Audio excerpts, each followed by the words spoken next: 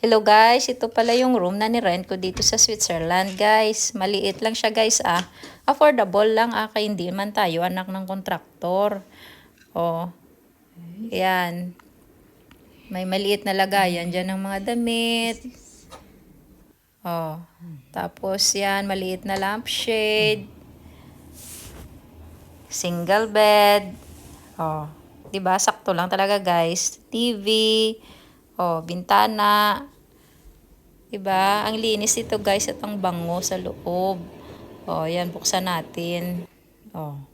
Oh, importante sa akin guys itong bathroom. May sarili akong bathroom. Maliit lang din siya, pero okay na, sakto na ah. Ang linis. Oh. Oh, 'di ba? Oh. Tapos blower dyan ang buho ko ah. Oh, tapos may maliit na table. Oh. Yan, tapos personal ref.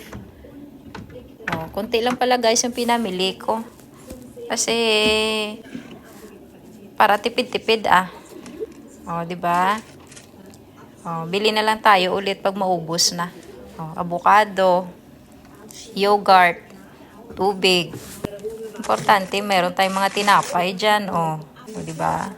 May saging pa, lakatan, oh. Yan, meron pang mga cake biscuits. Oh, yan, libot-libot na sirukit at sayaw-sayaw konti. Oh, 'di ba? Oh. Oh.